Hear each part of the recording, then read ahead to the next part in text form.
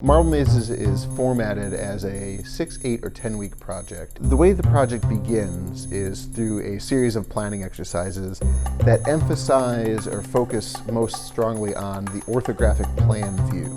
And so we walk through a set of diagramming exercises, and through the diagrams we start to refine these essential components, and those become our first scale drawing to start to plan out a woodworking exercise that allows us to build our idea and kind of bring it to life. It focuses pretty heavily on using power tools, drills and drivers specifically.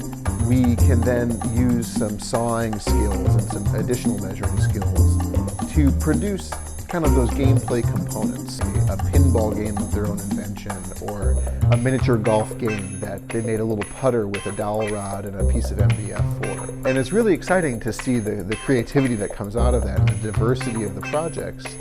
And it's all kind of leveraging those 4 fundamental skills.